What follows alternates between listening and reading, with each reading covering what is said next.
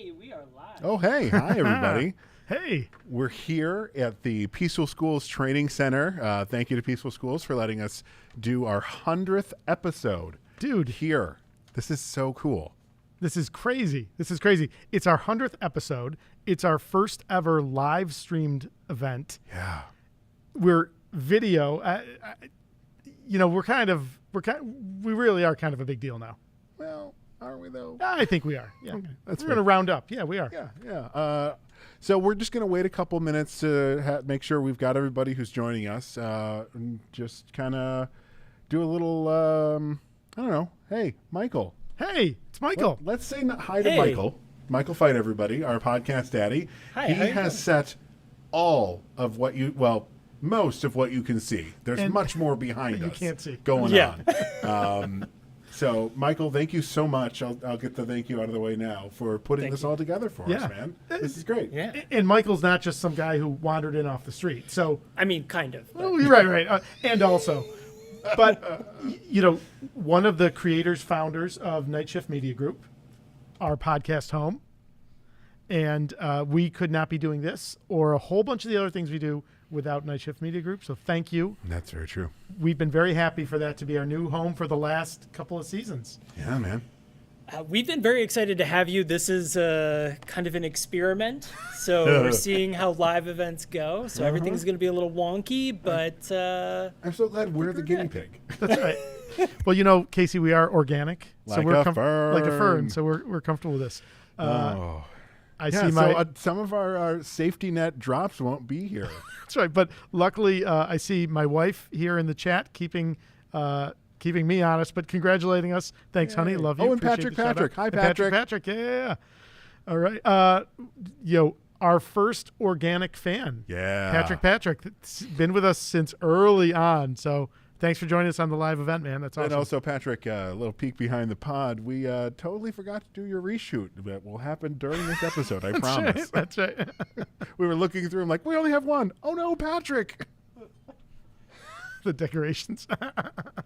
They are from multiple different things. That's right. They were here, and they seemed festive, and so sure, why not? And yes, Danny did help with some of these. So I think maybe we should just start then. Let's do it, Which leads us to, hello. Hello. And welcome to the SuperPodHeroCast. Guys with beers talking about movies with capes. Episode 100. I'm Casey Ryan. And I'm Todd Panic.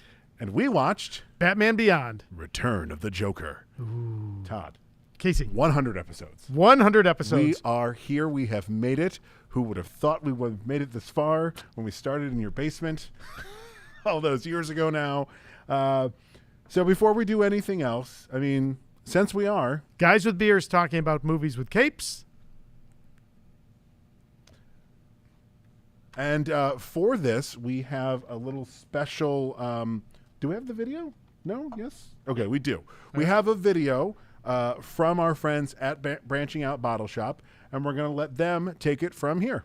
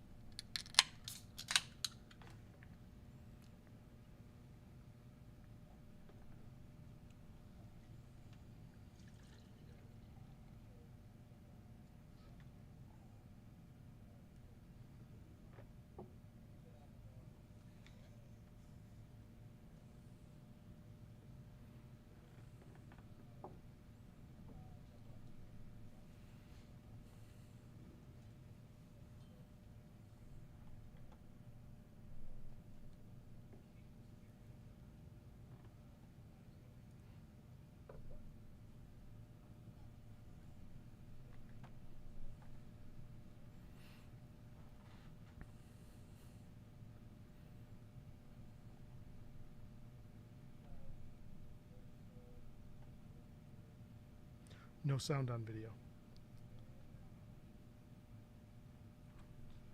So apparently there was no audio on that you guys heard. I can fix that. You got to give me a second. Let's fix that, and then let's play it again, because it's really nice. It is very nice. But while Michael's doing that, thank you, Joel and Carissa, for doing the video. 100 episodes also means 100 beers. And 100 plus because we've got Patreon too. Yeah, that's true. Man. And almost all of those have come from Branching Out. And we haven't even scratched the surface on all the great beers they've got there. Yeah. And We're going to try again? Let's play that again. All Let's right. do that again. Here we go. Let's try that again. It's Joel and Carissa from Branching Out Bottle Shop. We're here to introduce the beer for this week's podcast, and we're super excited that we get to be a part of this milestone. So this week we chose, for the movie Batman Beyond, we chose Intricate Plots. A little bit on the nose, because the movie has some intricate plots. Oh! This is a New England style double IPA with Galaxy and Simcoe hops. It's 8.2%. Comes to us and to you from Aurora Brewing Company, which is in Kings Ferry, New York. Might as well be Aurora. What's the difference? I don't really know. Yeah. It's not East Aurora, it's Aurora. Yeah. Talking Finger Lakes. Yeah. Pretty local. Yeah. They always make great beer, and we always like drinking great beer. So it was a win-win. Cheers to you guys. Enjoy the show. Enjoy the beer. And we're looking forward to hearing it. Yeah, we'll be here for all of them. Okay. The sound apparently worked that time. Oh, and we've got a message in the chat from the Bean. Hi, Bean. How are you? recently appeared for Recently a special appeared episode, couple Shazam. times. She's almost a 5-timer. Does that mean she gets to join Nerd Debate? No. We're going to keep it clean tonight, but there's no way that Nerd Debate is going to be kid-friendly. So Ever. yeah, ever. So, Joel and Chris just gave us a great overview of this wonderful beer they have for us. And we already saw it once, but I love the fact that we can show it again. We always talk about what the color of it is and how it looks. Here's the color of it and how it looks. Ooh, and that Cheers, smell. gentlemen. Cheers. For legal reasons, this is just what the beer would look like if we were really drinking beer, because we're totally not YouTube. Thank you. Oh yeah. Yeah, this is apple juice. Fermented. Oh, so That is really good. as we say every time, because it's well-deserved, you will not find a better beer selection in Central New York than you will at Branching Out Bottle Shop. So head over to Township 5, check them out, say hi to Joel and Carissa, give a pet to Barley the shop dog, and enjoy. Yeah. All right, so that leads us to my favorite part, which is reshoots and reactions, otherwise known as when Todd and Casey screw up. Yeah, it was important enough that we made a section of the episode for that. So as we've done, we share. If you've caught us in something and you send it in, then of course we're going to share it. So we've got a couple stacked up here. Our first one is from our first organic fan, Patrick. Patrick sent us this a few weeks ago, but we had a pretty good lead going with recording. So by the time he sent it, we were almost at the end of the season. He had watched listened to the Spider-Verse episode and asked the question, did you guys notice when Doc Ock says only her friends call her Liv, then later when the villains show up at Aunt May's house, Aunt May calls her Liv and Liv doesn't correct her. So apparently they are friends? That is a question that, listen, I don't think we can dive into that today. I'm not comfortable with that line of logic there. I will say, no, I did not notice that when I watched the episode, but when I was editing it and I was pulling the drop from that part, I heard it and went, oh, we missed this. So, yes. Yes, but Good catch. I mean, great catch. right? Good catch. So once again, Patrick, keeping us honest, sending that in. Thank you much. Our next one is from Instagram, from a gentleman, Brian Banks, also for the Spider-Verse episode. And this was related to, there's a shot when Miles is trying out different configurations, potential costumes. One of them is a cape. Brian pointed out correctly, that's actually from a What If comic from 1979 where Spider-Man's wearing a cape. So like they did in a number of other places in the episode, we caught some of them, but we missed that one. One of the beautiful parts of that movie are all the little Easter eggs. If you're a big fan, you noticed it. Good call, Brian, there, catching that one. Yeah, I think we said during the episode, if we did just the That's Easter true. eggs in it, it would be its own 3.5-hour podcast. That's So true. That's fair. We stayed away from it. And our last reshoot comes to us. This one came in on email or Gmail. This was Tyler reacting to The Rocketeer, where our buddy Justin Mousseau joined us. His email said, "Hello, gentlemen. I love the podcast." Great. I think we should just stop there. I think that's good. That's great. Thank you so much. I love the podcast. Keep trucking along with the great work. I was listening to the Rocketeer episode today, and during the Almost Cast segment, you mentioned that Tom Hanks was brought up for Cliff. It was mentioned that he is not an action movie star and that Joe versus the Volcano was the closest role he had to an action role. I was surprised that no one mentioned his role in Saving Private Ryan. It was definitely his deepest action role in a movie. Keep up the great work. I'm unfamiliar with that movie. I don't. Saving Private Ryan, you say? You know, Tyler's 100% correct. Like, that is the most action-oriented film. Sure. I think the issue is I don't think of that movie as an action movie. So didn't even register for me. But I don't disagree with Tyler at all. You could also make a case for the Da Vinci Code. Yeah, I think the judges awkward silence yeah, is perfect. That's Yeah, That's yeah, right. yeah. That's right. So thank you all for those wonderful reshoots. So before we get into this, we've covered the Batman, Bruce Wayne. We've covered Batman once or twice. Spoiler: Batman is Bruce Wayne. But in this movie, How dare you? a young man by the name of Terry McGinnis is Batman. Yes. So Batman Beyond is a property that goes back more than 20 years at this point. Yep. It premieres it is a television animated series. It runs for 3 seasons. It runs from January of 99 through December of 2001. Created by 3 guys with deep pedigrees in the animated space. Obviously, the DC animated world, Warner Brothers, but some of these go back even further. So the 3 gentlemen behind Batman Beyond are Bruce Timm. He started as an animator with Filmation, worked on He-Man, She-Ra, later goes on to join Warner Brothers, works on Tiny Toon Adventures, then joins Batman the Animated Series as a writer, executive producer, showrunner, and then from that point, you can't really touch anything in the DC animated space without Bruce Timm's fingerprints on it. Absolutely. Second gentleman is Paul Dini.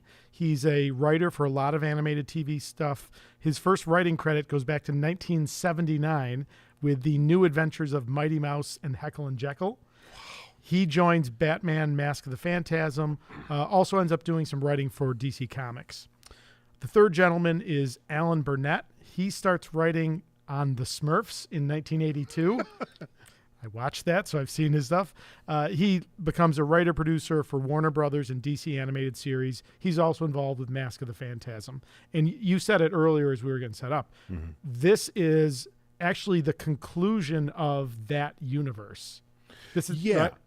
I mean, it's more of a continuation. There's a great episode of Justice League Unlimited.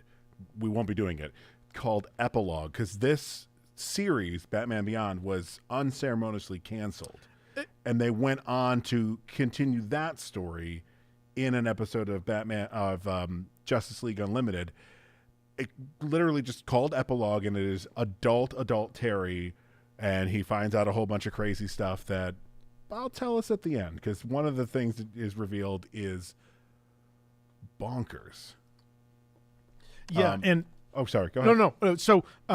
So even though it's 20 years old, I think and you correct me if I'm wrong, I think the canon is what's happening in Batman Beyond is like the furthest chronological point in universe for that universe. Correct. Even though, we've got 20 years of content after that's taking place in between. But this is, I've talked about Christian many times. Christian and I watched this movie when it came out on VHS, which, hey kids, VHS was a piece of plastic that you would put into a big machine and it would play on the TV. But this was a really, obviously we're fans of the DC animated stuff. Sure. Batman the Animated Series, I think, was groundbreaking for what comic book IP could do on TV. I think Batman Beyond was years ahead of its time. So it starts in 99. Miles Morales, probably nowadays, is the best known, next generation of the familiar heroes. Mm-hmm. We're going to hope that fan isn't audible, and fingers crossed. Yeah, if it is. But, Terry McGinnis, the next Batman, shows up what did I just say? More than 10 years. I had it in my notes here. More than 10 years before Miles Morales shows up. Yep. It's a fascinating take. It's a brilliant idea. I think we've actually talked about it in the episodes. One of the challenges, I think, with writing characters like Batman, Superman, Captain America, Spider-Man, right?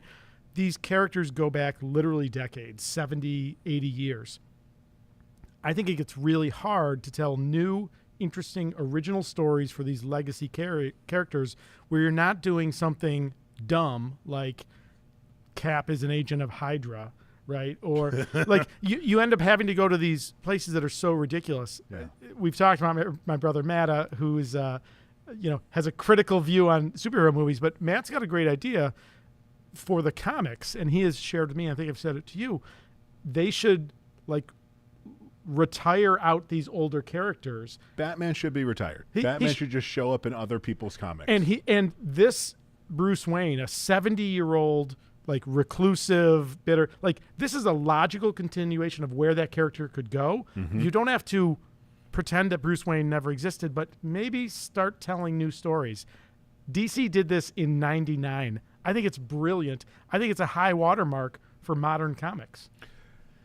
So here comes the fun part of the evening where I have to say Marvel did it first. Oh. A little character called Spider-Man. Move it along, guys. Oh, my God. Premiered in 92. Nerd fight. So 7 years before. So as much of it, you can call me a DC fanboy all you want, but I'm going to call out when the people do it first. I'm a nerd first. Oh, so, my God, I can't believe Miguel O'Hara. So, yeah, and we're going to see him in a couple months in Spider-Man in not Into the Spider-Verse? Across the no, that was the Beatles. Nope. Across the Spider-Verse. Yeah. There we go. Michael was so close. He was like, I get to say something. Yeah. So, Michael, listen, you can join us. I mean, you're here. I mean, you're not a fern. I am concentrating so hard, I can't. Okay, So doing that's fair. this isn't good? That's Okay. fair.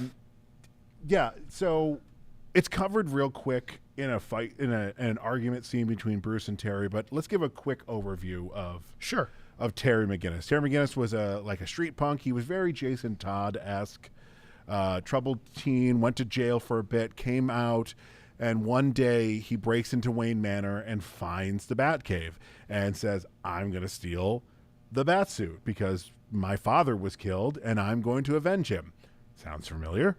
And he does, and because as much as the nerds on the internet want to say, Batman sometimes kills. It happens. And so at the end of the very first 2 episodes of Batman Beyond, Bruce is like, okay, I'll train you. You'll be the new Batman because Gotham needs its Batman again. So that's pretty much the quickest overview of Batman Beyond without us actually reviewing the first 2 episodes of Batman Beyond. I just want to catch up with some of the stuff I see in the chat here. Okay. So Patrick, Patreon Easter egg episode ? For all the stuff in Spider-Man Into the Spider-Verse, that's going to be a hard no from both of us. That's right. Shanny Pumpkins. Okay, I'm here. I figured it out. I'm not gonna lie. I would have given even money that our first 2 nerd debate winners, Shannon, our dear friend, may not have figured it out, but she's here, so good job. Goddamn Batman. Yes, Shanny thank Pumpkins, you, Danny. No, my temperature is fine. Colin 2199. I don't know who this gentleman is. Congratulations, guys. Neither of you look a day over 75 episodes. How dare he? How dare you? How dare you, Rude. sir? How dare you, sir?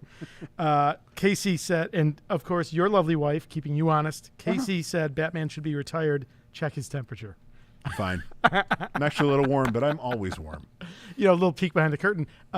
That's the piece I feel like our audience never gets to hear, which is our wives' reaction to this ridiculousness that we've been doing for 5 years. Which usually starts with an eye roll, a sigh, and a okay. Yes. Believe me, when we make it to the big league and all of our podcast episodes become video and audio, right? I'll drink to that. Then you'll get to see that because, inevitably somebody's walking through when we were recording and those reactions are just gold. So, fingers crossed. Okay. So let's talk a little bit. Can we do some production stuff? Sure. That's where I was going. Perfect. All right. All right. So some of the names we shared earlier. This movie is written by Paul Dini. Mm-hmm. It gets directed by Kurt Gita. We didn't mention him. He wasn't an original creator of the series. He's an artist, but he also ends up directing on the new Batman Adventures, Superman the Animated Series, and then joins the Batman Beyond series as a director for a number of episodes. So he directs this movie. In the production space, there's some interesting stuff here. Following the Columbine High School massacre, the film received heavy edits that delayed its release until December 12th of 2000. Mm-hmm. It was originally going to be released on Halloween of 2000, so it was a couple months.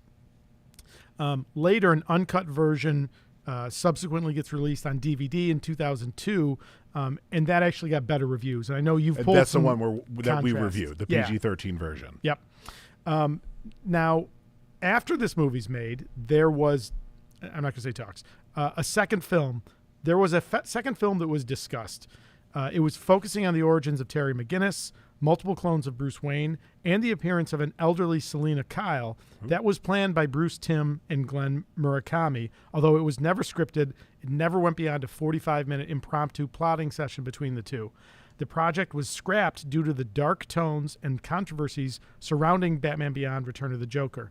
Despite of it, the plot elements were eventually reworked into the second season finale of Justice League Unlimited, the you named epilogue, which was intended to be the series finale until the show was renewed for a third and final season. Mm-hmm. And in this, that's where Terry discovers his genetic origins from Amanda.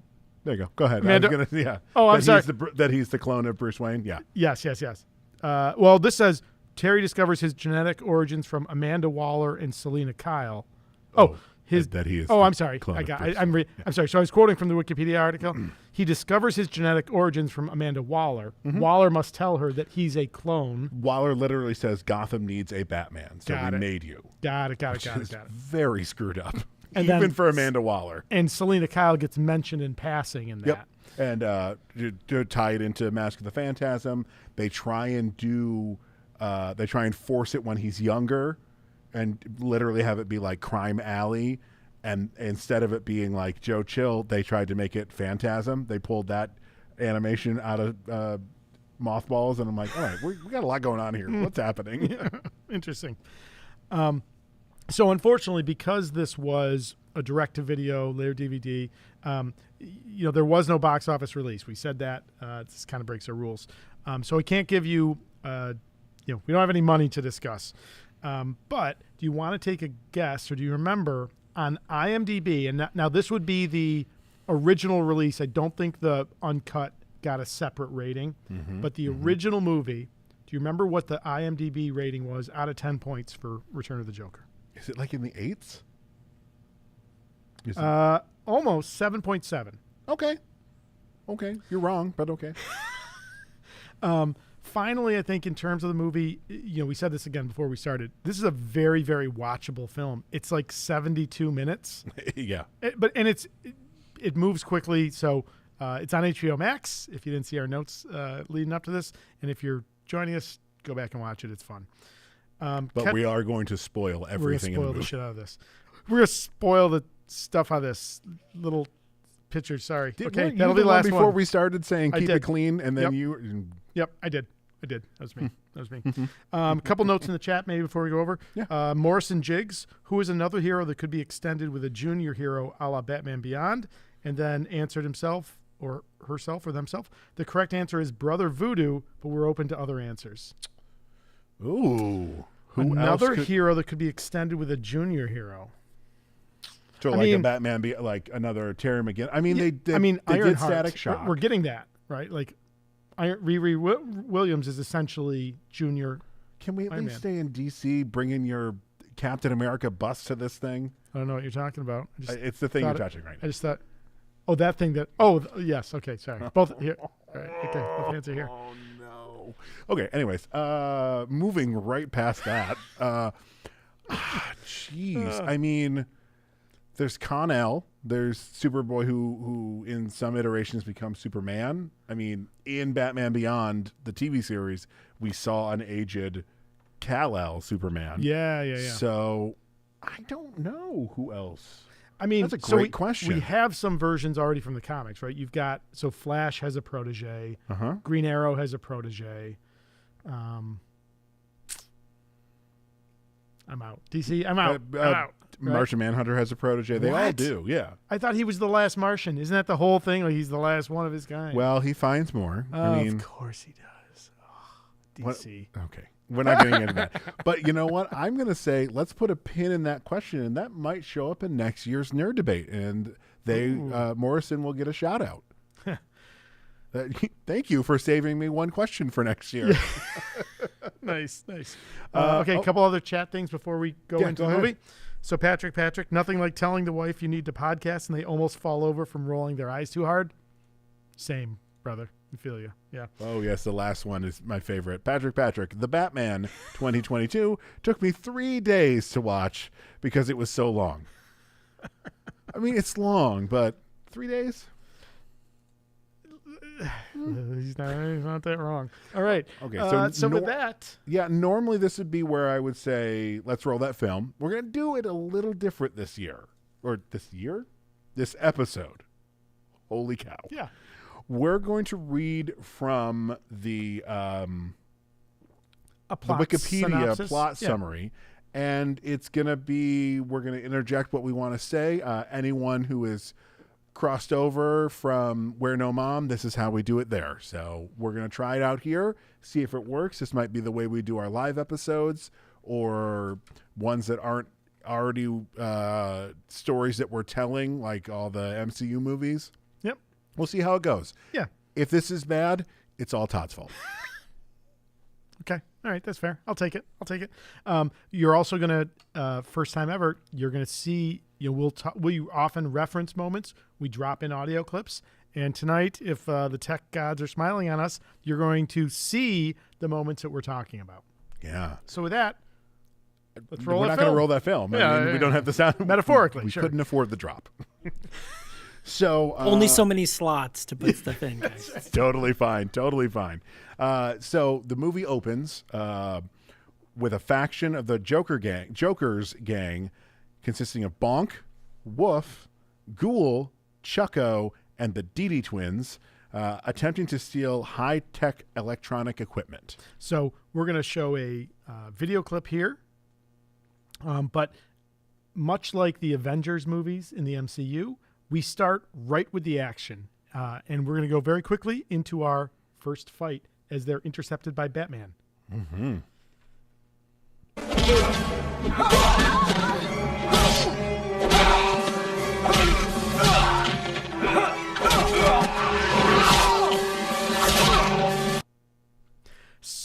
So what I love about that, one, we start in the action, right?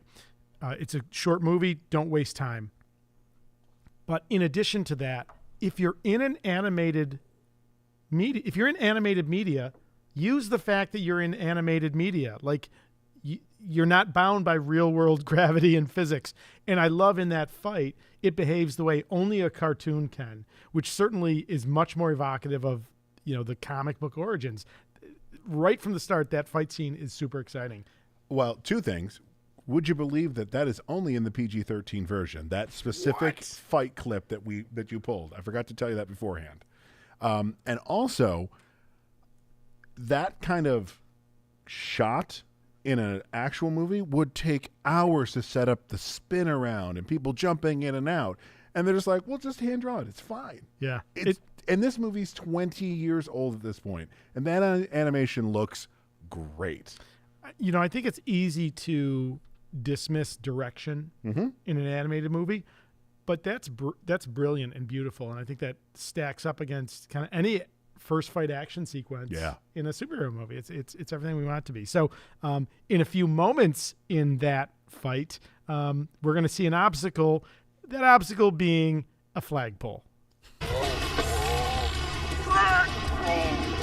What did you say? Flagpole.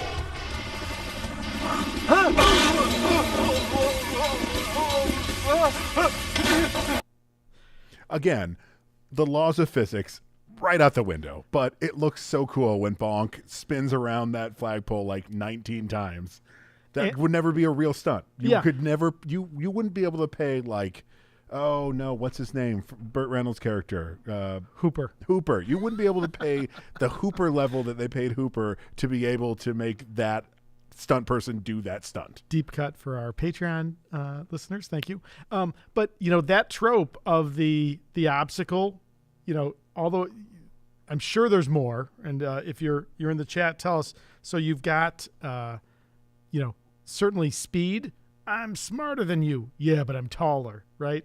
The Wolverine fight on top of the train. That is I think it happens in Skyfall when they're fighting on the train. It's a common trope, and I love that. Again, the cartoon takes it to the next level with hitting the flagpole. I think my favorite of those is Speed. I mean, Yeah. Well, I'm taller. yeah, that's pretty good, right? All right. Got a couple things in the chat here. Oh yeah, go ahead. Chuck Lazurski. I wonder if that's someone we know under a pseudonym. It might not be. I believe it is because if you read I think we know exactly who that is. Okay. He said, I'm not super familiar with these goons. Are they new to the movie? Were they meant to evoke some classic Batman villains? Those twin gals remind me of the killer dolls from The Dark Knight Returns. Oh, see, I read the note really quick. I thought Chuck was calling us goons, so I thought it was Got it. Mr. Nickerson. Yes. It is not. Yes, they were made for the movie specifically. Yeah. So again, the animated series Batman Beyond doesn't start with this movie. So this is essentially like Batman the movie 66 after that first season. Mm-hmm. So, if you watch this, you are already familiar with these characters, and these are not the first time we've seen the Jokers. Jokerz. When the Jokers first appeared, their leader was Seth Green, and they pretty much just wore like it would be like cosplay of someone being like, all right, here's a picture of the Joker. All right, bye. And then you have to figure it out from there. Very I kind of got the idea that it's a Joker, but maybe not. So this is the first time we see this group of them, though. Yep. All right, so I think we can go back to the plot. Yeah. So this scene, I don't have a clip for it, but at the end of the scene, chaos ensues, destruction everywhere, and the scene is buttoned with a bat pun that would make even the late great Adam West groan, and that is, "They ain't coming out of my allowance." We flash to the Batcave after the title sequence, and Bruce is doing some Batarang training. He decapitates a mannequin of Two-Face. Yep. I'm Dark. So sorry. Hang on. Sorry, I missed something there. So. Oh, go ahead. I'm sorry. Yeah. Again, We're Fern. Yeah, we're ferns. Nope. You don't never have mind. anything. I don't. Okay. No, I have multiple scripts, and I've got notes in 3 places. Strike that, reverse it. Yeah, okay. that's right. And so also during this scene. But this is. Sorry. Yeah. So he decapitates. Yes. So sorry. So there is a video clip here. It's a different one than I was thinking. This is our first appearance of this Bruce Wayne in the film. Oh, I Here's didn't know the we clip. had this clip. I wasn't paying. What we're after is cutting edge. These are the only other places we T3. find one. Clip before, sorry.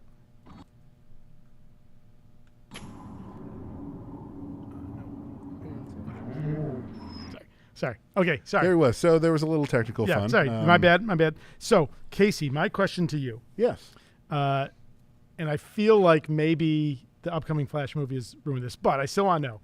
This this Bruce Wayne, 70 years old, the figure we just saw there, you're doing a live action movie. Who's your dream casting?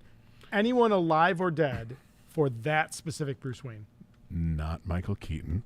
We'll start Okay, there. agree. He's not old enough. Well, he is 70, so He doesn't look old enough. no, he's very youthful looking.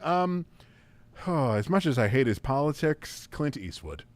Ooh, okay. I can see that. I've shared with you off mic. For me, I think from the moment I saw Batman Beyond, that Bruce Wayne for me is Paul Newman, and I think of the Paul Newman Sure. in Nobody's Fool. Yeah. He's not quite big enough physically, but you could get around that. But I feel like, especially that movie, I have terrible news for you.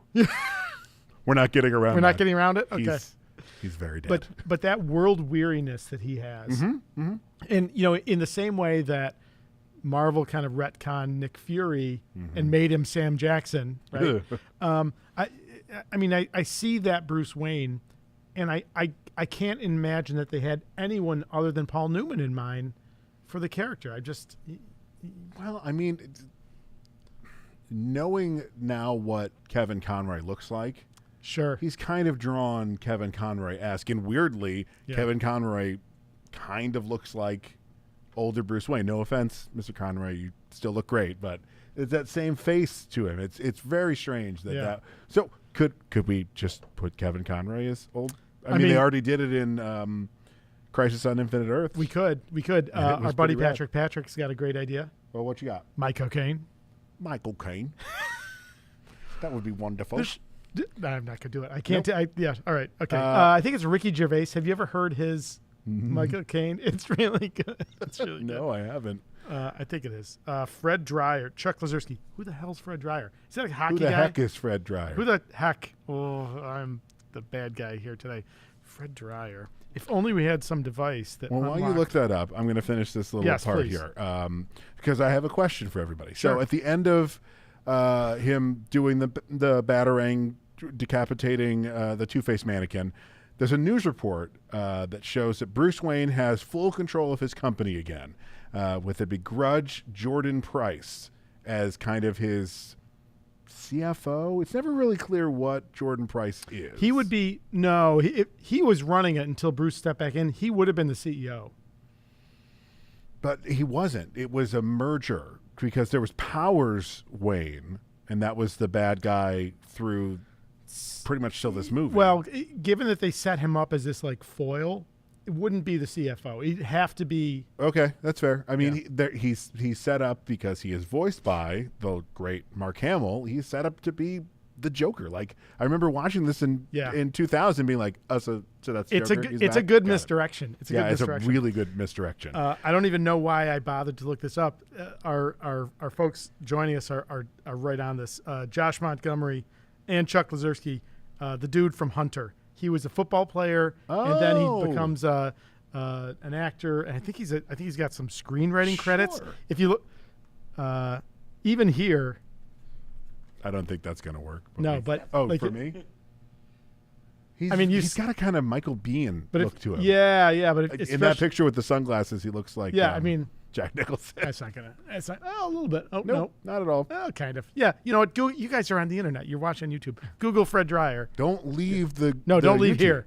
Make a note. Open a to check new it later. window. He also looks like an older Michael Shannon. Oh, okay. Yeah, I see that. All right. So this newscast, I got a question. It's AI, right? You said alive or dead. Oh, Joel Monahan. That guy is Brando. Oh. Brando as Bruce Wayne? Ooh. Sorry, Joel, we're losing your signal. Oh, how dare you.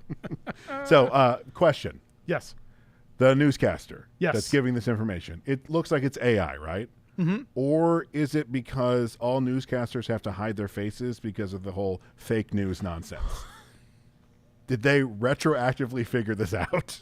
It's a subtle reference. I'm not sure I'm getting it. So are you saying that we won't have 45 on our podcast? Okay. Who? Yeah. Right. No idea who that is. Okay. All right. Fair enough. Okay. So after a little discussion in the Batcave where Terry's talking about how the Jokers are upping their game, they're stealing weird tech, we move to the Joker's hideout.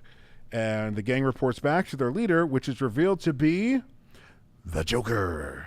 I mean, not really a spoiler because the movie is Return of the Joker. Return of the Joker, yeah. But we do have a video for this, so let's take a look. He's got us running around ripping a lot of geek junk, but no cash. He won't tell us what his plan is, if he even has one. I want out. If you insist. Hey man, take it easy. I was just kidding. So was I. And of course, what I failed to do, but I hope you just remembered what you just heard. What was brilliant about that is spoiler, Mark Hamill's voicing the Joker. Yeah. The first time Joker's speaking there, it's not his legacy Joker voice. It's different enough, but then he dovetails it in, and you get the familiar Mark Hamill Joker. I don't know how you do that as a voice actor. Listen, Mark Hamill's Hamill's Luke for me, right? Like I saw Star Wars the original in the theater when it came out, but the guy is one of the greatest voice actors ever. Yeah. Oh, yeah. 100%. I mean, you look at that, and then you look at like The Killing Joke. It is a third version of the Joker. There's the idea of the Joker that he did on the animated series, but is a very different, worn down Joker. This is a very sinister and mean Joker, and I'll have a question in a minute about when we see the Joker again. But so the Joker reappears. He's Bruce's nemesis, as we all know, and he supposedly died years ago.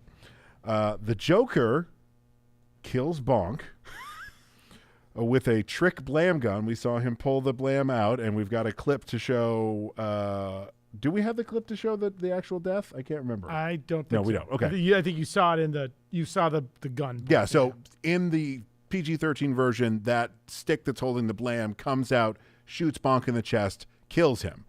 In the original release of it, laughing gas comes out of it, and that is why when Bonk is laying dead on the table, he has a big smile on his face because they didn't want to go back and reanimate that. Nice. So he's killed. It's great foreshadowing in this version for what happens later in the film with the stick shooting out. Yep. Now, there's one little bit in this scene that we're going to play in a second here, and I want you to listen to Ghoul, voiced by the amazing Michael Rosenbaum, doing what I would suggest is the greatest animated Christopher Walken impression ever. What we're after is cutting edge. These are the only other places we'd find one. Nope. Nope. Ah, what there? Security's gonna be tight. Oh, yes. Yeah. I mean you're a fan of his podcast. I love his podcast. He does tons of voices. He does Stallone. He did, when he was in Guardians of the Galaxy Volume 2, he did Stallone to Stallone, and I don't think I would ever have the chutzpah to do that. Yes. But apparently Mr. Stallone loved it. So a couple things. One, I want to give a shout out. So so first of all, that Chuck Lazurski, it's our buddy Chuck, because he goes, where was it? These kids today, thank you, Josh. These kids are too young to know quality TV. That is Chuck breaking our balls. I'm on to you, buddy. All right. Breaking our what? Yeah, stones. I'm the bad guy. Patrick. Oh, nice note here. One thing as a voice actor, it isn't just doing a voice. It's can you sing in that voice? Can you change your pitch, yell, add an accent, and even do an impression of someone else while in that voice? It's incredible. Mark Hamill, I mean, he's amazing. It's incredible. Yeah, I mean, he's so good. Charles Jeremiah Fullbush, that is not a real name. More cowbell. Yeah, if you're walking, it's more cowbell is always appropriate. Thought of something that I meant to mention earlier as we were talking about our 100th episode.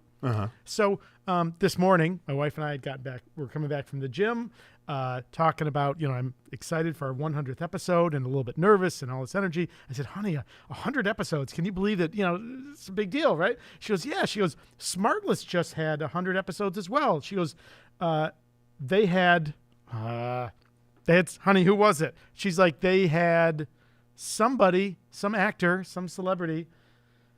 Oh, no. I was like, great, thanks, honey. I was like, yeah. Yeah, we didn't. Yeah, we got us. We got us.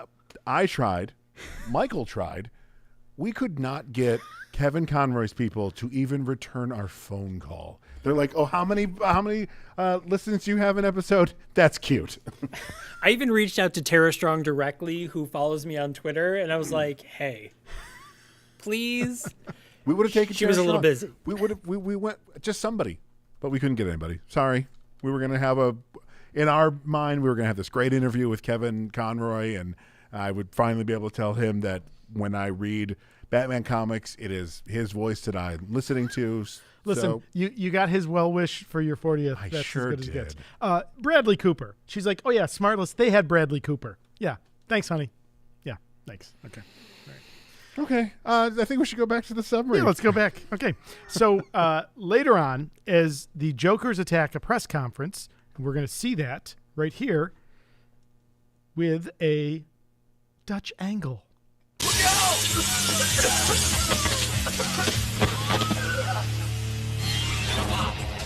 All right.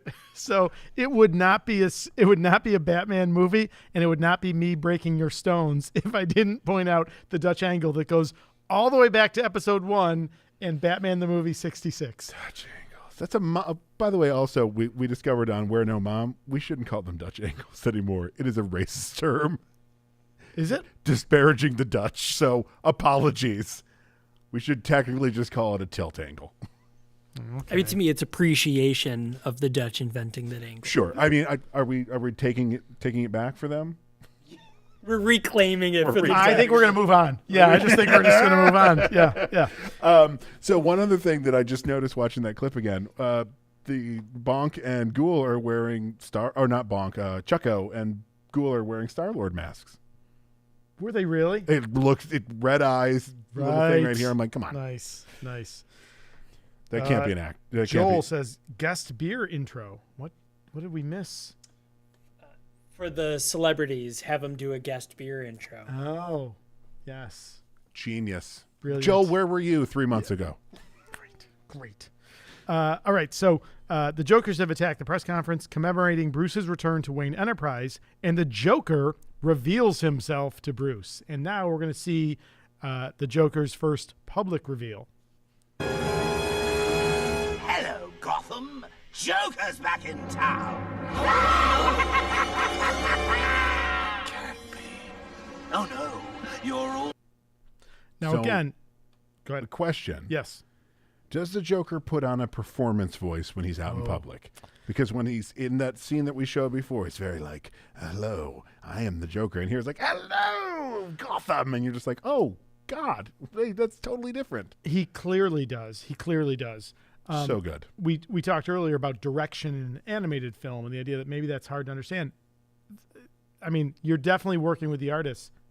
Bruce's shock at seeing the Joker is brilliant, right? Mm-hmm. And it comes through. Kevin Conroy gets a line there, and it's wonderful. I mean, you're missing nothing in the animated medium, and I think it's just incredible. Kevin Conroy has this amazing way of having one line and giving all the emotion in it. I mean, it's almost like the man went to Juilliard or something. Yeah.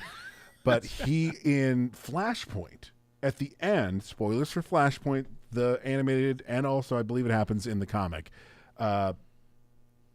Flash comes back with a letter from Thomas Wayne, who is Batman in the alternate future that Flash creates, that's like, I wish I got to know you. I'm sure I'd be very proud of you. I love you, son. And all Kevin Conroy says is, thank you. And you feel all the weight, and also the weight that is lifted from getting this letter from his dad.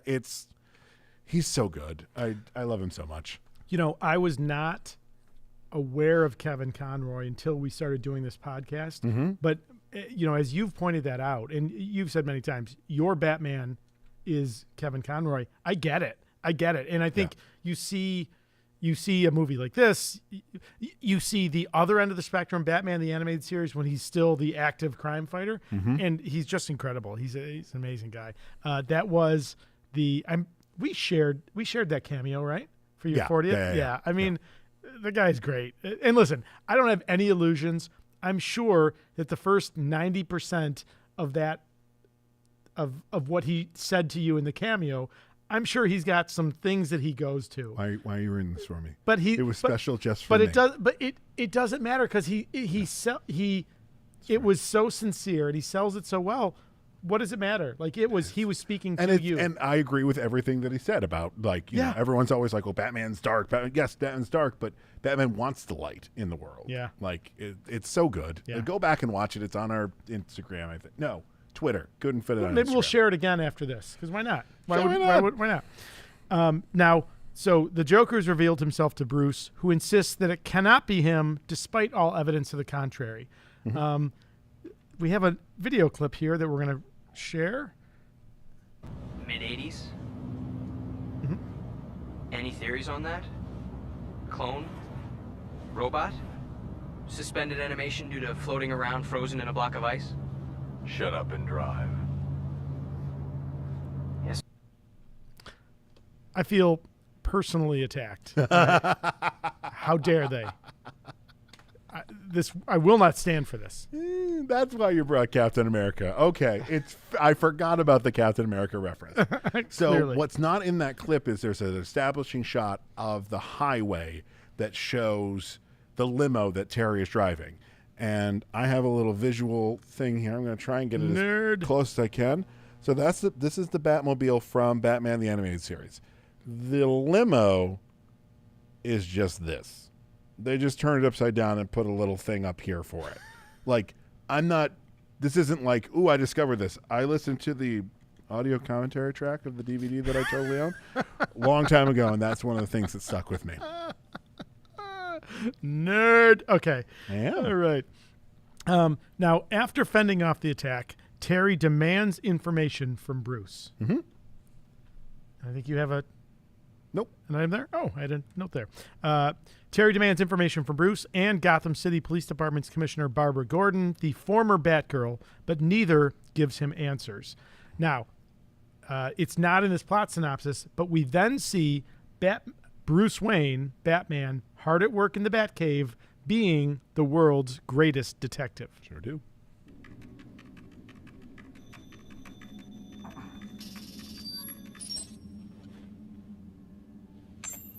A countdown of victims that will end at midnight, unless our dear Dark Knight stops me first.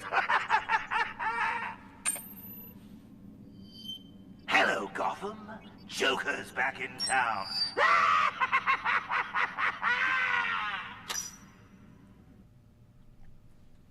Identical. Bum, bum, bum. So, I think we've talked about this before. Batman's title is the world's greatest detective. I've shared with you, I love Batman Begins. I think it's a great movie. I love the Bale and the Nolan films. Matta has derided that as Batman Ninja. Mm-hmm. The world's greatest ninja. Which is fair. I love that, even if it's only in passing, I love that establishes his roots. I mean, he started in Detective Comics, right? He is the world's greatest detective. Yep. DC Comics was Detective Comics. Yep. Yeah, it's just a great homage. Which I love because it's DC Comics, so it's Detective Comics. That's right. It's Whoops. the ATM machine. That's Yeah. right. It's your PIN number. That's right. Sorry, Michael. Michael has to unmute, which is kind of unfair because he can't keep up with our razor sharp lightning wit, which is. Right. So in that scene, yes, very cool.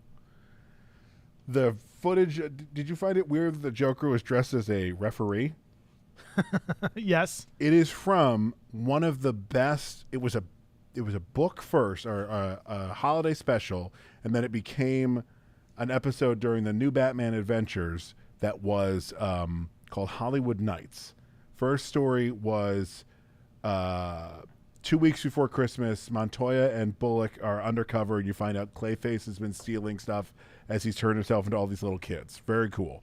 Second one is New Year's Eve, and it is the Joker, and so he's dressed as a referee because he's waiting for the countdown. But the thing is, in that one, they did a different design for the Joker. He had like black eyes and no coloring around his lips, and so they had to take that audio and then reanimate it with what matches up with what the flashback that we're going to get in a minute. I just think that's so fascinating. That's great. That instead of just being like, instead of having this giant continuity problem where the Joker looks like this here, let's reanimate it and make it all make sense. So the Mr. Charles Jeremiah Fullbush, he's got a great note in here. Timothy Chalamet as Terry. I'm listening. I mean, right now he's Paul Atreides, right? So, listen, but he'll he's be great. done with Dune so soon. Yeah, They're not going to make any more. It's just going to be part 1 and part 2, right? Shannon says that's ridiculous, and then gives a shout out to Michael, who is doing a great job. He is, yay! Which running this live. Listen, I don't know how you're doing it. I don't know if I helped you by bringing a beer for you. Should have brought you like a an energy drink or something. But It's calming the nerves. It's doing good. Patrick, the ventriloquist tricked that POS computer from the animated series. It couldn't tell it was one man, two voices. Are we talking Hardak? Because Hardak kind of appears in this film. Silicon Steel, one of the best episodes. His Silicon Soul, Heart of Steel and his Silicon Soul are two of the best storylines from Batman the Animated Series because it's first, someone makes this robot called Hardak, and it tries to take over and create replicas of everybody. It is destroyed, and then you stop it. And then it accidentally makes a robot clone of Batman, and that clone is going out and fighting crime, and it pretty much ends up being like Terminator 2 destroyed skeleton metal face Batman versus real Batman. It's great. All right, we've sparked some controversy in the chat. Oh boy, I see it. Yeah. Yeah. Charles Fullbush, Kyle MacLachlan is Paul Atreides. Great movie, horrible adaptation, but I love that as a movie. But more watchable than many Dune adaptations, including the sci-fi one from the 90s. Colin, allegedly, they're also making Dune Messiah. So Dune 2 and then Dune Messiah. Okay. Shannon Pumpkins. I don't know how Colin would know something like that. Yeah. Okay. Shannon points out, sorry, I meant that the car was ridiculous, not Chalamet. Okay, so that was not an attack on Mr. Fullbush. So good to know. Okay. Oh, Shannon, try and be more clear. All right. Eventually, Bruce orders Terry to return the Batsuit so he can investigate and confront the Joker on his own, despite his limitations of age. We have a video clip showing Chekhov's Stupid Kids. You don't know what you want. None of you ever did. So, if the gun appears in Act 1, it better get fired in Act 2. So a reference to Stupid Kids. Geez, I don't know what'll happen. All right, so next, now the Jokers attack Terry. Now we've got two clips. Michael, I'm so sorry. I tried combining these into one clip, and I couldn't make it work without watermarks, and I didn't want that. So we're going to play two clips, and I'm going to ask you the question, Casey, who danced it better? So if you would please play those two clips.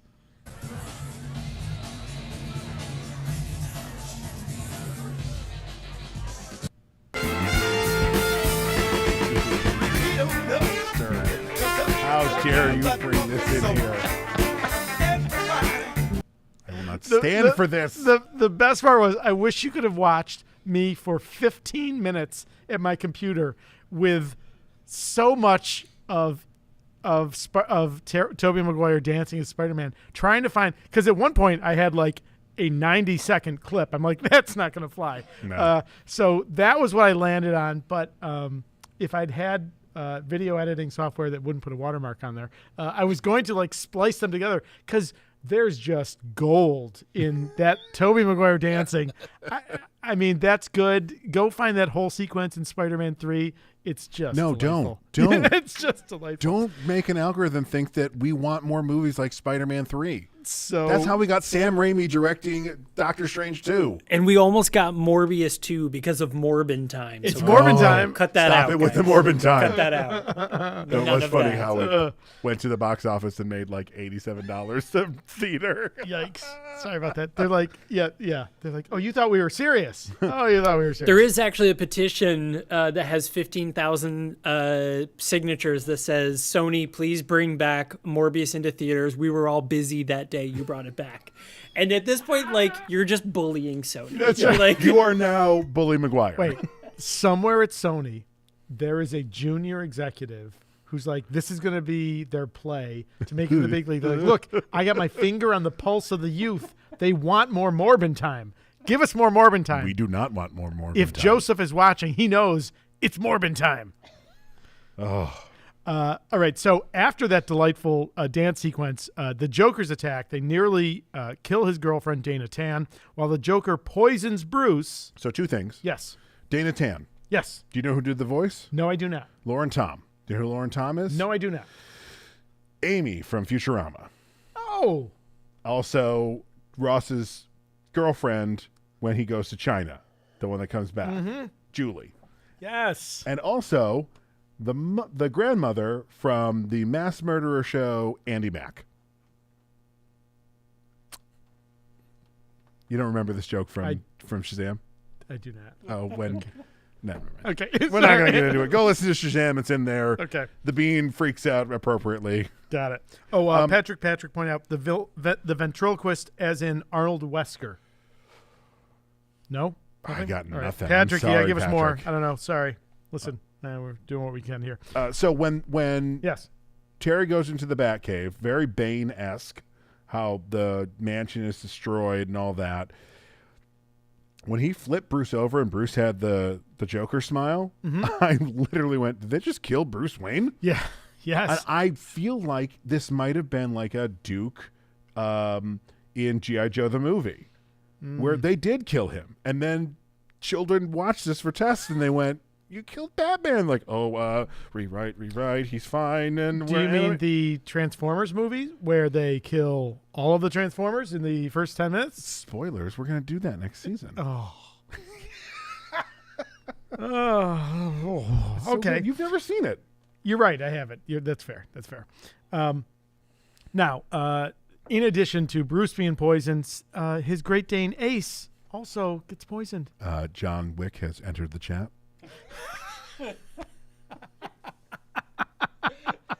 There it was. Well done. Well done. All right. Do you want to? You've got one more line. Do I? Revealing. I'll do it for you. I got it, buddy. Go for it. Revealing that he knows that Batman and Terry, Bruce was Batman and Terry was his successor. Got it. Okay, so Terry saves Bruce's life with an antidote. Okay.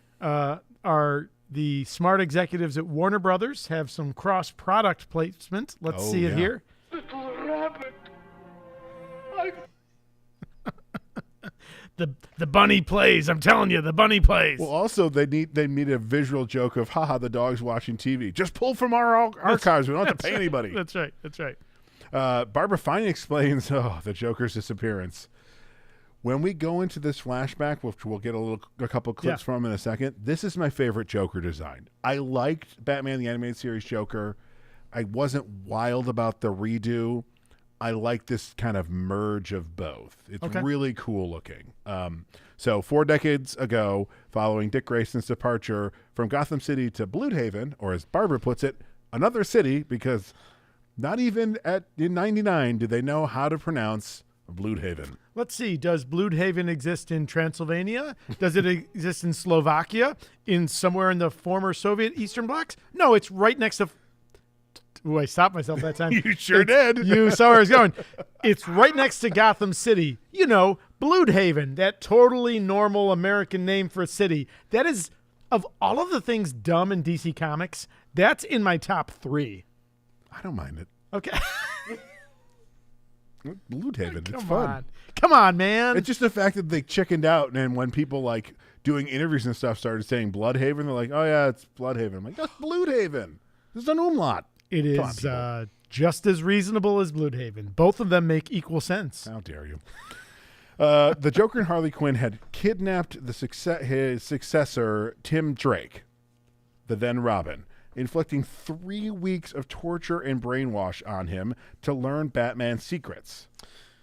When Batman and Batgirl found Tim, he was altered to resemble the Joker. That's T13.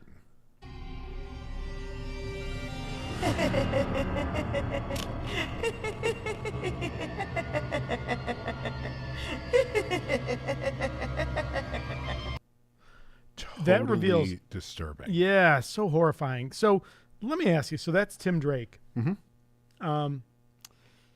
You know, we've covered some other Robins in Under the Red Hood. Mm-hmm.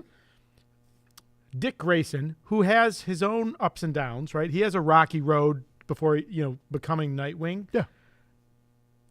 Two-part question. One, is Dick Grayson the best the best ending for a Robin? Does he have the best path? And 2, does that really show us that Robin is like the worst job in the DC universe?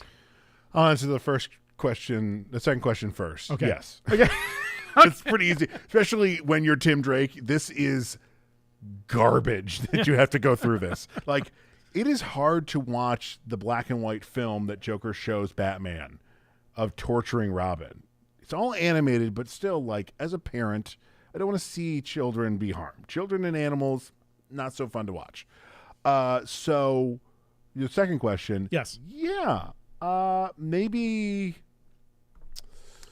What's the name of the one in The Dark Knight Returns? The young lady. Carrie Kelly? Okay, yeah, Carrie. Is it Carrie Kelly? She does pretty well. I haven't read Master Race, mainly Oh, because is there of the title is there it. a new one? Oh, yeah, there's three. There's a third one. And apparently it's bat poop crazy. Yeah, okay. Because Frank Miller is bat poop crazy. But I love what he does. But I love that poop crazy. Okay, catching up in the chat here. So, Patrick, clarifying the ventriloquist. The ventriloquist / Scarface, he carries a wooden dummy around. Oh, yeah, I know the character. I'm just not catching the reference. Oh, your wife pointing out Disney's not going to be happy about the Andy Mack comment, Mr. Ryan. So, okay. Your brother We're Colin? working on investments so we can sue them back. We'll be fine. It's totally fine. We can stand up to the mouse, sure. Ventriloquist and Scarface, we talked about them in Casey's birthday Batman quiz. I think that was in the TMNT episode. Yes. It was. Todd was incredulous that there was a ventriloquist Batman villain, almost politely so. Yes. So, yeah, I understand. I'm not catching the reference to what we're referencing where he tricked people with the two voices. I think that was all the way back to Mark the computer, like, I think it was like drawing out the, I got nothing. It was something about the two Folks, different voices, but it was the gets same cut. person. I don't know. The computer got it right. These usually get cut where Todd's like, no, it's no. And I just cut it or put a move it along guys the computer in there. gets it right. The computer says these two voices are the same. So the computer move it along, guys. There we go. Okay.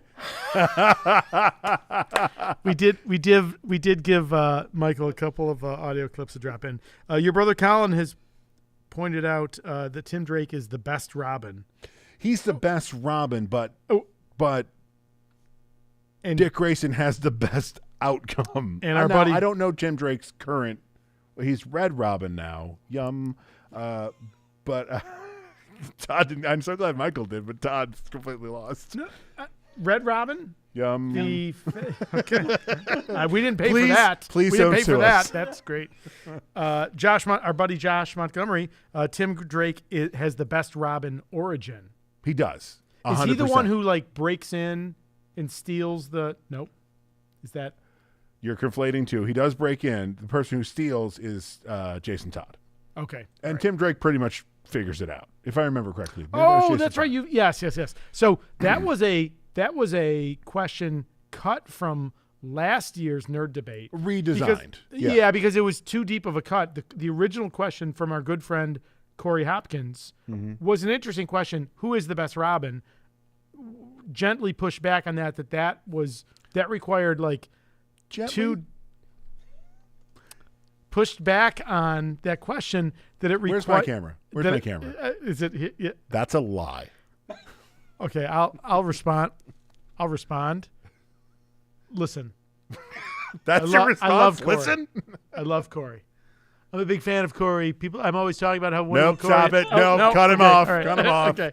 But that was a question that I thought was too deep of a cut into Batman's specific lore, and I was afraid that some people may not go with it. So I think we adapted that question to who is the best sidekick, which I thought was a very listenable question. Yeah, and Colin stuck with... He's stuck with Tim Drake. Yeah. And last thing in the chat, my personal favorite, The Bean. I'll never stop calling her a murderer. She murdered those people in that Andy shack. Parenting via YouTube. Okay. All right. That never works out poorly. Okay. All right. So fight ensues, as it always does. Of course. The Joker beats the snot out of Batman, and Batman beats the snot out of the Joker. It's a fight to the finish. There's Tim Drake with the gun, and we have a clip. I don't need to read what it says because the clip's going to show us what happened.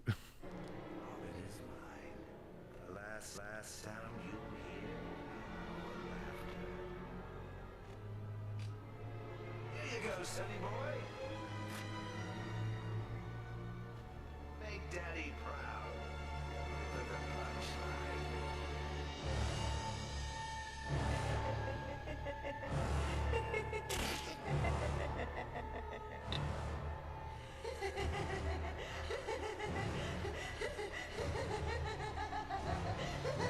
Do it.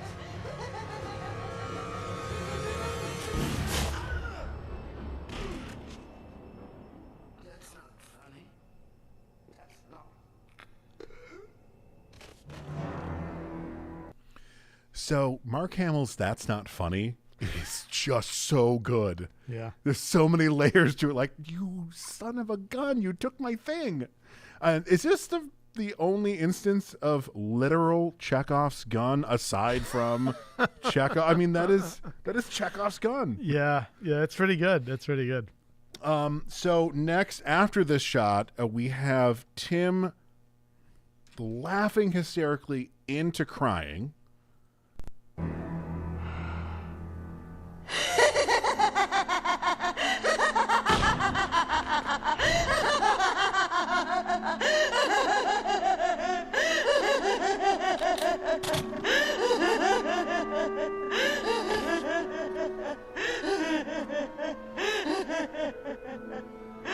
It's okay, Tim. It's okay. And it is very interesting that it is not the voice actor for Tim Drake. Really? That is the voice director for this, for Gargoyles, for everything in the 90s, what's her Andrea name? Romano. Andrea Romano, yes, who was, shockingly not giving a director credit in Mask of the Phantasm. She gets was it like a voice coordinator? She's never gotten the director credit. Yeah, and I mean, no offense to the new DC stuff, but if you listen to that stuff, it's not as good. It's good, but yeah, they've definitely lost something special with Andrea not being there anymore. So I'm not picking on the DC characters and stories. I think they're just as rich as the Marvel. The film business of DC or Warner Brothers versus versus Marvel Studios. I think Marvel Studios has a better strategy for the live action. I think the DC animated world, again, we've said it so many times, you can't find bad material in that DC animated space. Yeah. Whereas, unfortunately, the DC films, it's like, it's very much hit or miss, right? It's going to be really interesting to see what happens now that it's Warner Brothers Discovery. What's going to happen with the future? Yeah, sure. We're purposely not talking about a very specific thing happening right now because, nerds, there's nothing they can do. The film is done. All they're doing is just out of curiosity, right now. What would be the cost to remap all of Ezra Miller's? We don't say his name. All of their faces. Boy. You can just. Kids, don't look up them. Excuse me. Sorry. Apologies. Yeah. I'm not going to be one of those people on the internet. Also. Yeah. So, did you know? Yes. This was one of the scenes that was redone for the PG-13. This had a very different death scene in the original, and we're going to show it right now.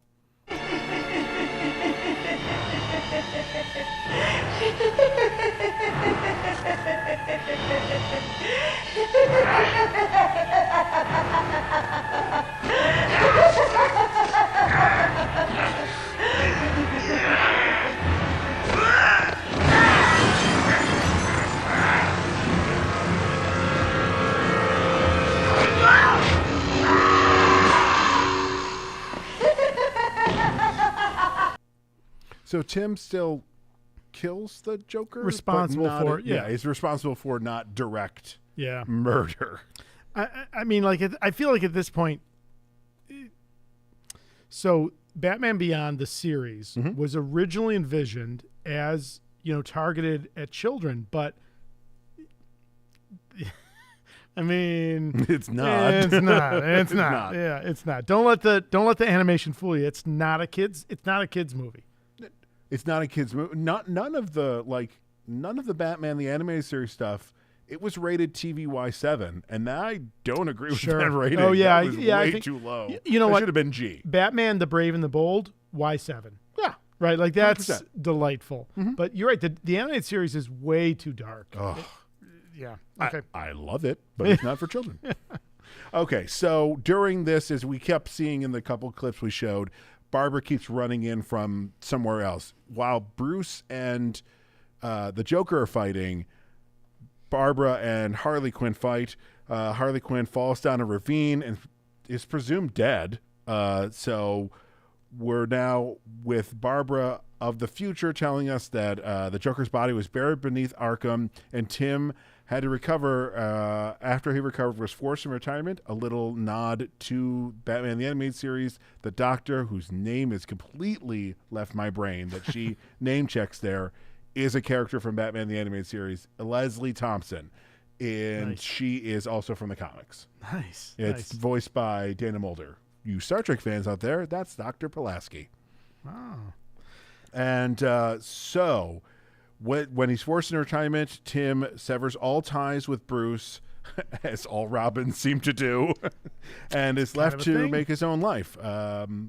Yeah. All right. So now Terry visits Tim, who voices bitterness towards his past life as Robin, but he denies any involvement in the Joker's return.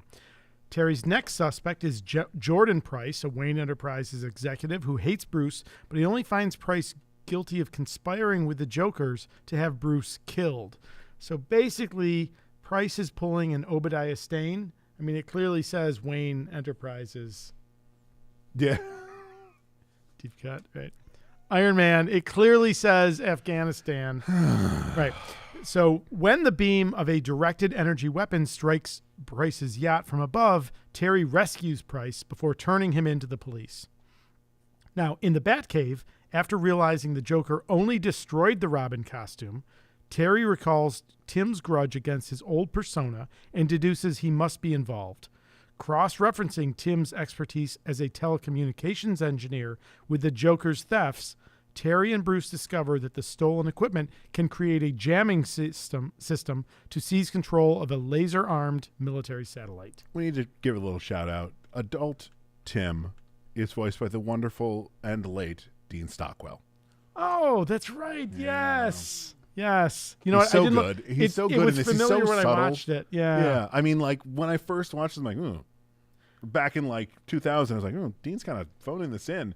Watching it as an adult, I'm like, Dean is not phoning this in. He is giving a subtle and wonderful, nuanced performance. It's really good. I really like him. My wife, huge Quantum Leap fan. My wife always surprises me with her nerd stuff. Didn't know that. Do I recall? Has that been talked about or confirmed? Confirmed. And do we know? Confirmed and on its way. Do we know who Scott Bakula's character is? It's his son. No, I mean, I'm sorry, the actor. Do we know who? Have they cast? Sam Beckett? Yeah. No, it's a continuation. It's not a reboot. It's a continuation. Okay. Have they cast the lead? Yeah. I don't know who it is. Okay. But it's his son. Oh, okay. As All right. far as I know, I believe it's his son. Okay. Cool. Cool. Cool. So this laser, Yes. I guess this is why the machine thing that Patrick said, it looks like Hardak, and I wish I'd pulled up a picture of it, but I didn't because I got other stuff going on, people. But I think also before we get into this next part, let's show it just so we don't have to break it up. Yeah. Scene 17, there's a very interesting point about it. Okay.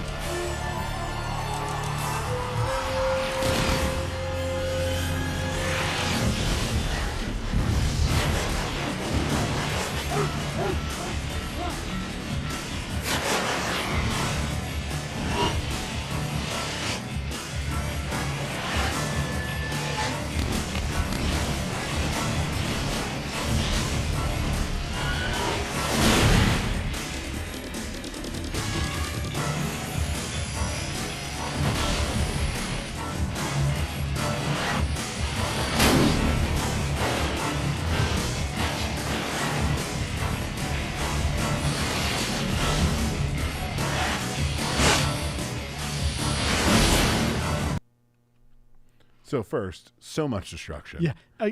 again, if you're in a cartoon, blow it up. Yep. Also, with the Batmobile is spinning around, then it writes itself. I'm like, so physics just doesn't exist in this universe. You've got. I sure do. I got a little version of it. That's pretty cool. That's pretty cool. And so the smoke effect. Yes. Looked really cool, right? Yep. It's the same animators that did all the smoke effects for Akira. Did all the animation for Akira. They sourced it out because they're like, we don't do smoke as well as anime. Listen, I got a smoke guy. Don't worry about it. They got a smoke guy, and it's called anime. Colin points out Dean Stockwell, former child actor, bit of a meta angle to him playing a grown-up Robin. Nice. Dang. Nice, deep cut. And your wife points out that's friggin' nightmare fuel.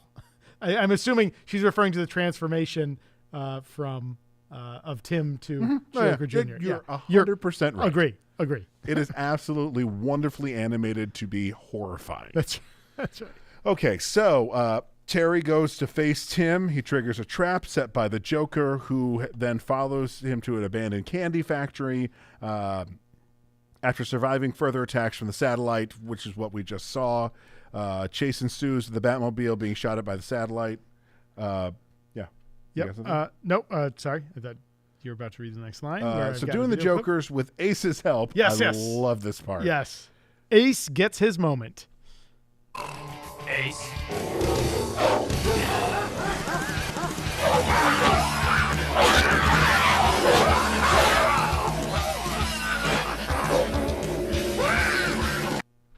Can we talk about how excited I am for Kevin Hart as Ace? Sure, you can talk about how excited you are. Listen, either you're excited about that movie or you're wrong. I mean, there's two choices. I am excited about the movie. There's literally hundreds of other people they could have cast as Ace the Bat Hound. Nope. I'm okay with being wrong. Yeah. How dare you both? He's okay with being. I'm okay with being wrong. Oh, okay, yeah. I thought you were saying I was wrong. I'm like, no. Are you kidding me? How do you watch? So first of all, is it super? It's the League of Super League Pets. of Super Pets. How do you watch that trailer and not be super excited about everything you saw in there, including Kevin Hart as Ace? Come on, right? Come on, man. Colin just wrote, "Wow, the beam chasing the Batmobile clip. Forgot how much anime DNA was in that show." Yes. So we all know why the dog's called Ace, right? It has to do with the League of Super Pets. There used to be a Bat Hound that was named Ace. That's why. That's why it's called Ace. Yeah. I mean, again, that's him as in retirement. Yeah. And he gets a big Great Dane. I would not mess with that dog. Ever. I would give him good scritches behind the ears because he's probably a good boy. That's true. But I would not mess with that dog. I love, what's his name? The hyena. Oh, one of the best Wolf. parts of Harley Quinn and the Birds of Prey. Yeah. No, in this it's Wolf. I'm sorry. Yeah. Oh, and Wolf Bruce. is Frank Welker. Really? Mm-hmm. Because if you need an animal sound, you get Frank Welker. He's the Nazi monkey in Raiders. He's a Nazi monkey. I got a Nazi monkey guy. Don't worry about it. Is this your shtick? Yeah, it's my thing. Okay. I got a guy. I got a shtick guy. Don't worry about it. Okay, so Terry confronts the Joker. Terry confronts the Joker, who reveals he's encoded his DNA into the consciousness of a microchip. So we're gonna watch it.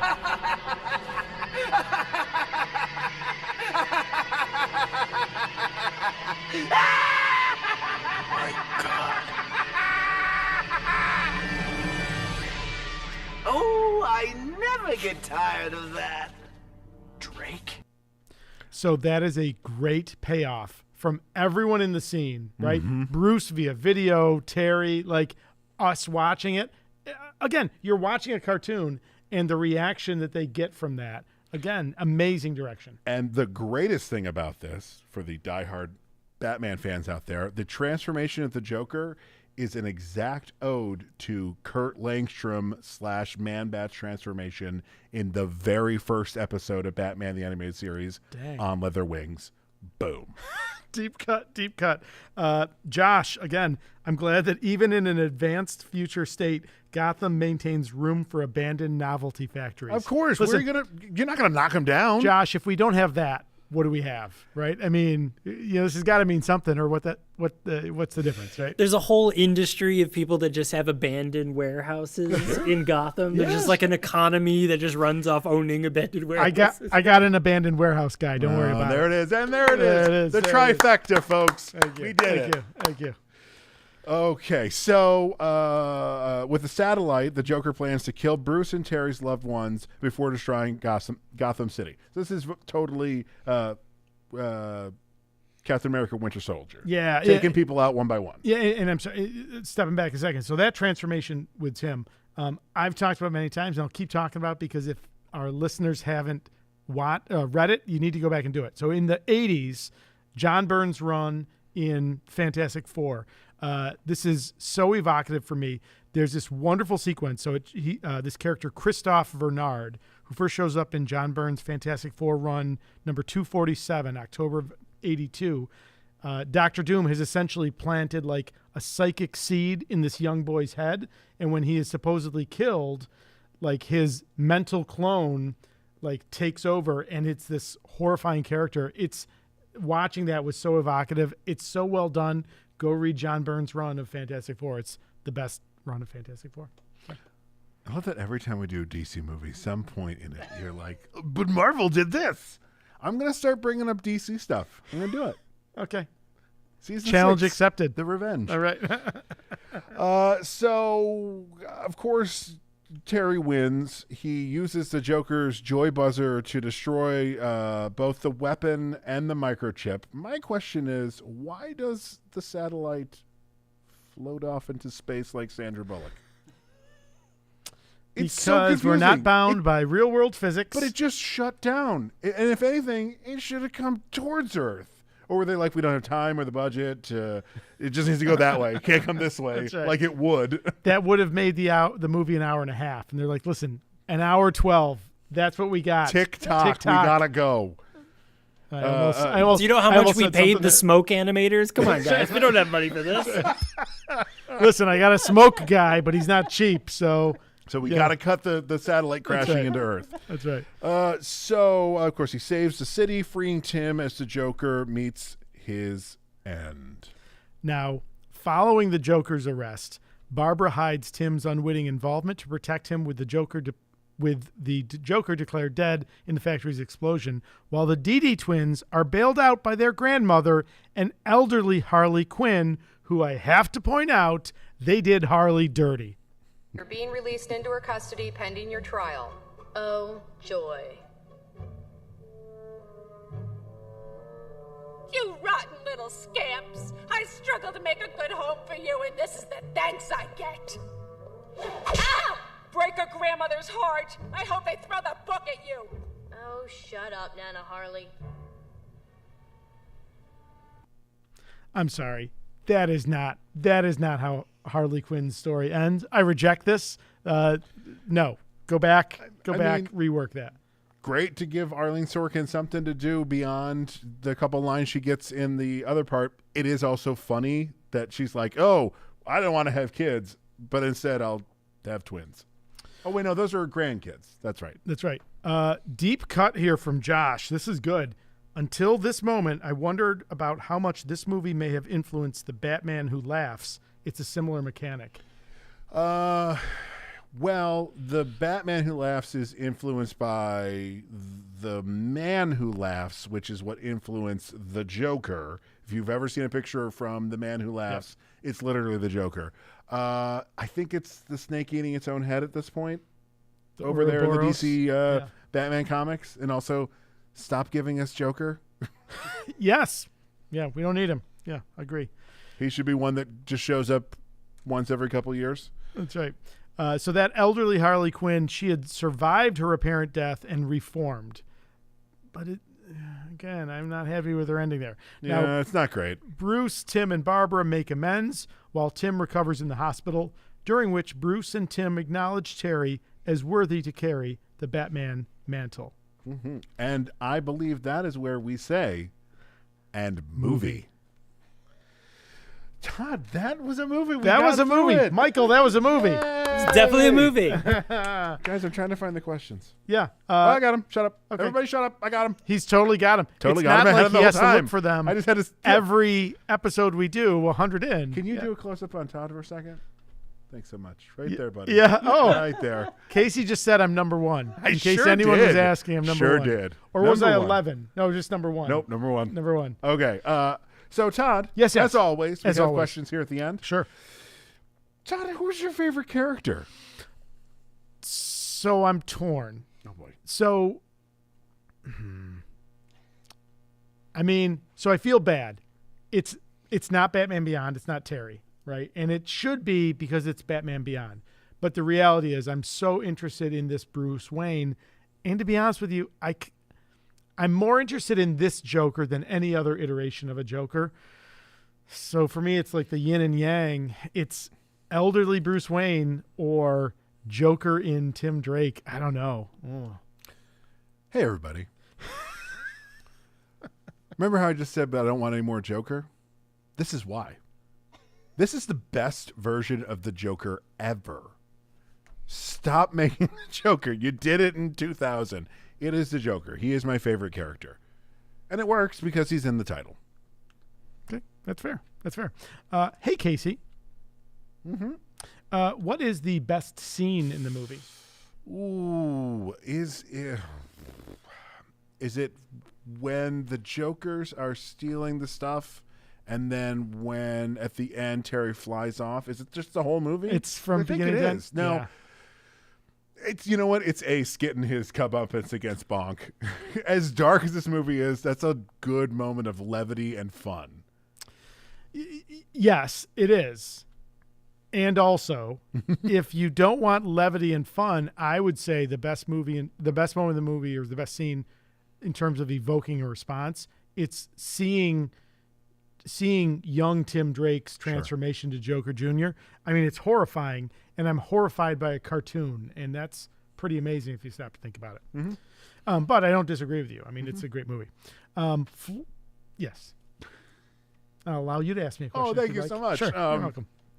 Now, we just both talked about our favorite scene. Yes. What scene would you cut? So it's 72 minutes. It is a tight movie. At no point does it drag. There is some complexity in the plot. I love that they give us like a little bit of a misdirection with who's really the Joker. Don't cut anything. No. And watch this movie from start to finish. It's just delightful. Yeah, nothing needs to be cut. In fact, I don't think you can. I think this is like Star Wars Holiday Special. Yeah. You can't actually find the original version without sailing the high seas. This is the only version that's available, and it should be the only version available. Agree. Yeah. They went to they now have made R-rated animated stuff, but making this PG-13 makes so much sense. Yeah. The idea. I understood why they did it because of Columbine. Thank goodness we don't have to worry about school shootings anymore. But I understand that that's why they did it. I totally get it. I actually didn't know that piece of information until you said it, and I'm like, oh, that totally makes sense. It does if you are thinking that this is a movie for young children, and that's the mistake. Don't cut it because young children will be upset by that. Young children are not the target audience of this, and it should not be marketed towards young children. This is a more mature Batman story, and when you tell it this way, it's a piece of art. This is appropriately PG-13. Yes, agree. Sometimes, like, when we get to some of the later Avengers movies, I'm like, we're really pushing that PG-13 rating here, people. There's a lot of people just getting decapitated. They're all and CGI. It's like, it doesn't count. Fine, no worries. Yeah. But this is full PG-13. Sure. And then our final question, Casey, I think I know this one, but who is the actor having the most fun? I believe that would be one Mr. Mark Hamill. Yeah, 100%. He plays 3 parts in this, and it is different in every way, all 3 of them. Yeah. And listen, that is not taking away from the genius that is Kevin Conroy. No, not at all. You have converted me. He is the greatest Batman, but having fun, it's Mark Hamill. Sure, absolutely. And all you got to do is follow him on Twitter. that guy clearly loves life, and good for him. Good for him. Yes, he's so great. So, Todd, what was the IMDb score? Yes, for this? it was a 7.7 out of 10. Why don't we? Oh, and I feel bad that we've just skipped over the gentleman who just sat through all of this with us. Hey, Michael, we skipped you for the questions, but in terms of the rating, how do you rate this movie on a 10-point scale or any other rating mechanism you'd like? When you brought up the idea of the Akira people doing the smoke for it, it really kind of locked in that there are a lot of anime elements to this. And I, being an anime fan, thinking back to Batman Beyond, as opposed to how Batman animated series was, it is more anime to it. There is more like seriousness to it.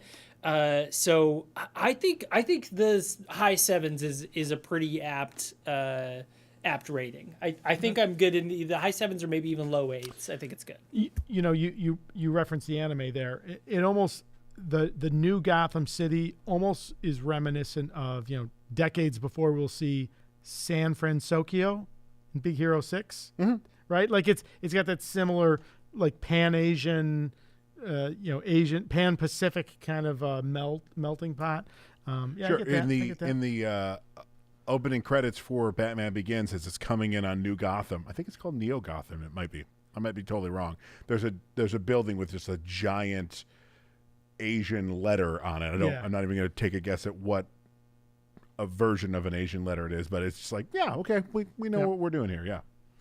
Terry McGinnis is a very American sounding name, but like, should he be Asian? Is he Asian? Should he be? He feels it, and I can't remember how they animated his father, but his mother, who's voiced by Terry Garr, which we didn't mention. Oh yeah, that's right. Is very much white, like Donna Reed. It's pretty much how she's animated. That's right. So I'm like, what?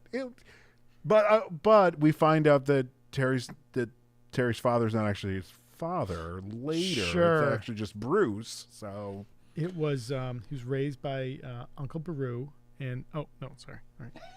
This is where, if this was just a recording, that would have gotten cut. I'd put in the Force theme. Oh, that's right. That's right.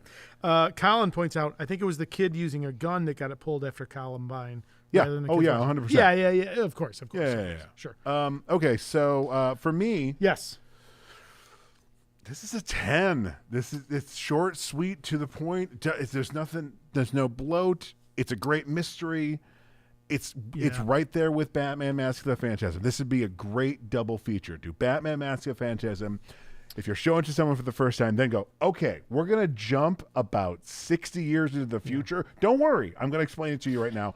Actually, you don't need to, because Terry does the whole thing about when I stole the suit. It's a 10. It's a 10. So I think I'm going to split the difference here. I think if you watch Batman Beyond, this movie's a 10.